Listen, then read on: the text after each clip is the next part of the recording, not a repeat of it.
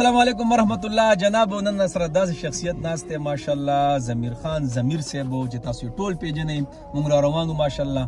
او بس خپه ورانه چې بای چیم را سره ونس کړی په دې لږه ګیله کوي نو جناب روان یو ځای ته روان یو ضمیر خان موږ نه لار کې ګوزیږي خو ما ویل چې بای ضمیر خان موږ سره میلاو شي او د هغه اشعار موږ وانه ورو نو والله ضمیر خان الله ولې یو جادو ورکړی ماشاءالله ضمیر خان به ټول نه مخکې تاسو ته هرکلی وایو چې دومره مینه محبت موږ سره کوئ او د هغې نه پس راته داسې اشعار ووایه دا موږ نه وایو چې دا ووایه هغه ووایه په زندګۍ کې چې ستا کوم اشعار خوښ دي او ستا په زړه راټولېږي هغه راته ووایه ډېره مننه اختر علي صاحب خدای دې هر کله راوله زموږ خاورې ته الله مشارک او زموږ ملکڼي جنسیت ځکه چې هغه یوه ټپه ده که نه چې د یو زړګي نه بل ته لار وي چې زما خوښې ستا به ولې بدې شمه شعرونه درته وایم چې شپږ کلمې دوه درې شعره درته نور وایم چې زما ډېرې خبرې به رښتیا شي وخت به راشي ښایست په له یو څو پیسو سودا شي وخت به راشي اچا چې د پیسو دپاره پرېښې یم یارانو یوه ورځ به مې خپو ته په ژړا شي وخت به راشي تکړه شه په ملا پسې یو څو کنځلې وکړه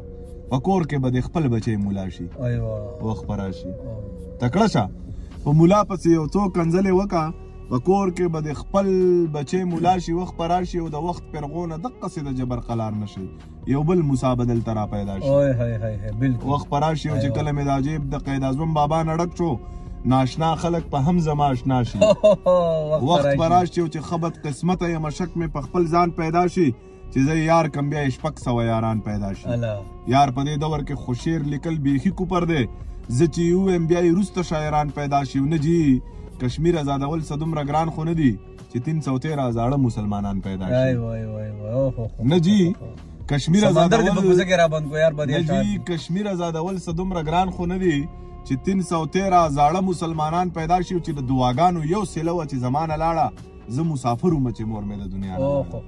پلار مې ویل په زنکدن کې ستا نامه اغسته دا خیرې سلګۍ والې د ارمانه لاړه خور مې ویل لالا اسمان ته به یې سترګې کړلې قسم دی ستا د لاسه مړه د خفګانه لاړه یا زما مور مړه ده ما پرېږده و دیدن له ازم کپیل ویل لاړ چې خو ویزه د ګوری خانه لاړه او یارانو ویل ضمیره چغې خوب کې سله وخې ضمیره چغه دې د خولې نه تر اسمانه لاړه او چې یادونه به مې خیال له راوستل چې کله مړه وه د مور د خپو تلي مې ښکلول چې کله مړه وه غربت دومره سیوا و چې کپن له پیسې نه وې دا هر څه مې په زړه باندې لیکل چې کله مړه وه یو زه وم یو مې کور و یو مې مور و یو مې خور وه زما نه زما خور سیوا جړل چې کله مړه وه تربوره خوا دې یخه شوه تربوره په قلار شوې تربوره ما جړل او تا خندل چې کله مړه وه والله چې مور مې مړه شوه په هېڅ شي مې پروا نه وه والله خپل ارمانونه مې وجل چې کله مړه وه ضمیره چې مور مړه شوه کیفیت مې داسې جوړ شو داغونه به مې لاس له ورکول چې کله مړه وه او نور به یې نوم په خوله وانخلمه یقین وساته زه به د زړه د کور نه داسې څو نامې وباسم